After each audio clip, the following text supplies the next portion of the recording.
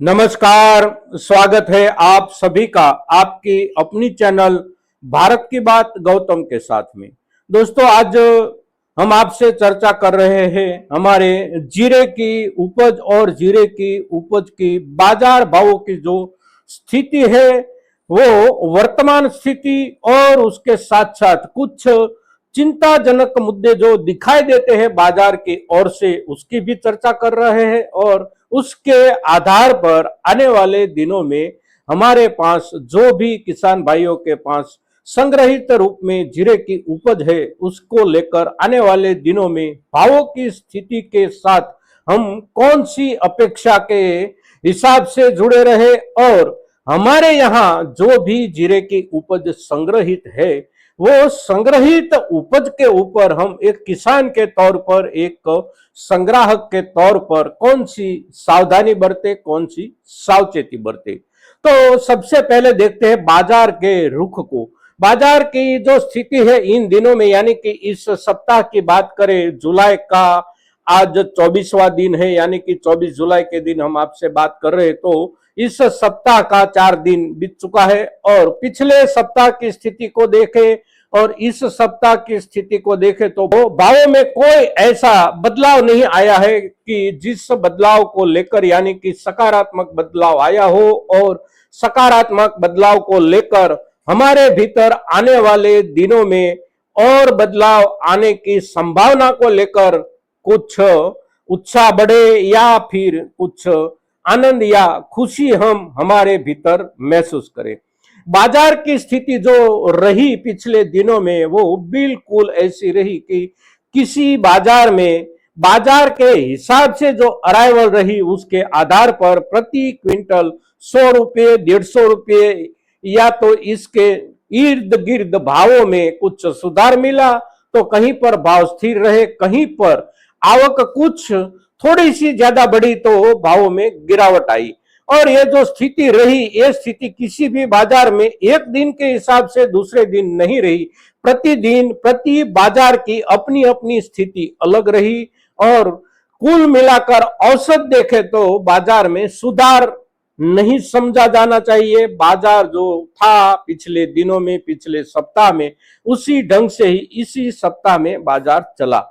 और बाजार में एक चिंताजनक स्थिति जो सामने उभर कर आ रही है, वो ये है कि इतने निचले स्तर से बाजार चलते होने के बावजूद भी बाजार में, खास करके ऊंझा के बाजार में, ऊंझा की कृषि उपज मंडी में आवकें बढ़ी है। और जो आवकें बढ़ी है वो इतनी ज्यादा नहीं बढ़ी है, किंतु फिर भी चिंताजनक इसलिए है कि भावों में बढ़त नहीं आने के बावजूद, पिछले दिनों में 2 दिनों में गिरावट आने के बावजूद भी बाजार में जब आवकें बढ़ती है, तो ये सबसे ज्यादा चिंताजनक स्थिति होती है हमारे सभी किसान भाइयों के लिए। क्योंकि आखिरकार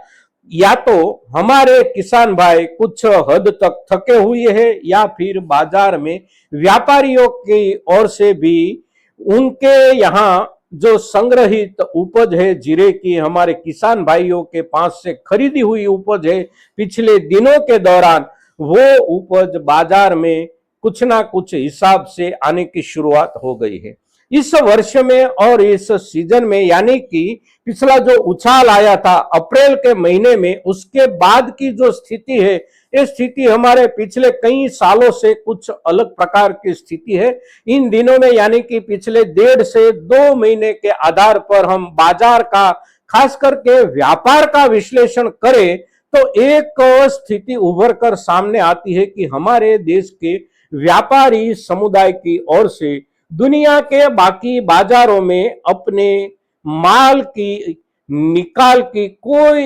ऐसी योजना ढूंढी नहीं गई है, या तो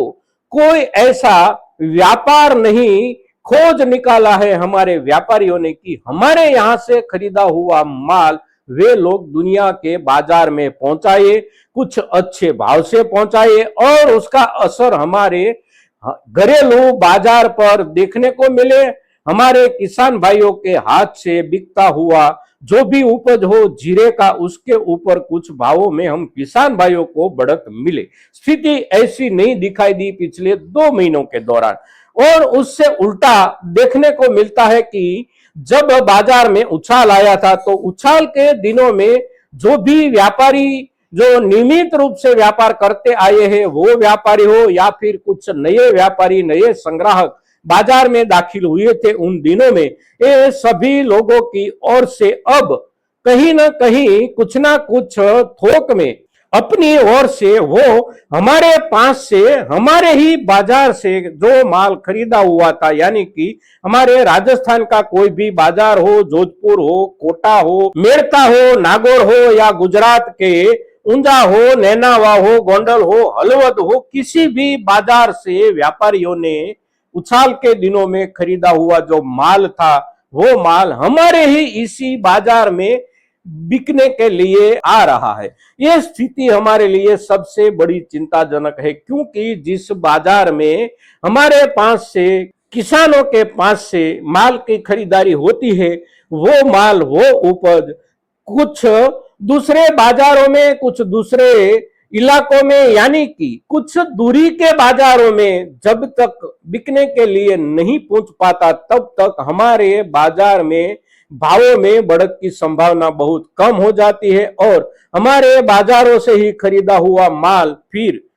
घूम फिर कर हमारे ही बाजार में अगर बेचने को आ जाता है तो हमारे किसान भाइयों के घर में जो भी माल संग्रहित है उसके भावों को लेकर हम ज्यादा अपेक्षा बाजार से नहीं रख सकते। इस पूरी सीजन में हमने देखा कि हमारे यहाँ से विदेश के बाजारों में, यानी कि विदेश व्यापार की जो स्थिति है उसी स्थिति में कोई उत्साहजनक चित्र बनाने में हमारे देश के व्यापारी समुदाय को सफलता नहीं मिली है। दुनिया के बाजार में हमारे यहाँ से जो भी उपज गई वो गई बिल्कुल निचले स्तर के भावों से गई और उसका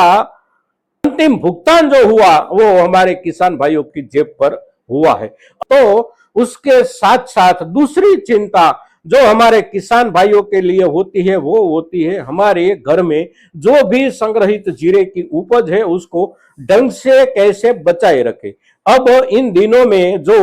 ऋतु चल रही है, बारिश की ऋतु चल रही है और ज्यादातर इलाकों में बारिश औसत से ज्यादा बरस रही है, तो उसका असर हमारे घर में संग्रहित जीरे की उपज जो है उसके ऊपर कहीं ना कहीं होता है। तो हमारी संग्रहित उपज के ऊपर उसी उपज की गुणवत्ता पर, यानी कि उसकी क्वालिटी पर कोई नकारात्मक असर ना हो जाए, ये ध्यान रखना हमारे लिए सबसे पहली जरूरत है। बाजार अपने हिसाब से अगर आने वाले दिनों में आगे बढ़ता है तो बढ़े हुए बाजार में हमारी संग्रहित उपज लेकर हम जब जाए तब हमारी संग्रहित उपज की क्वालिटी में कोई दुर्गति न आई हो, ये सबसे जरूरी मुद्दा है आज के दिनों में हमारे लिए। तो हमारे घर में जो भी किसान भाई के घर में संग्रहित जीरे की उपज है वे अपने संग्रहित उपज के संग्रह की नित्य रूप से खास करके 3 दिन 4 दिन या महत्तम 5 दिन के बाद एक बार अवश्य देखभाल करें और कहीं पर कुछ असर दिखाई देती है नकारात्मक रूप में जो बारिश की वजह से और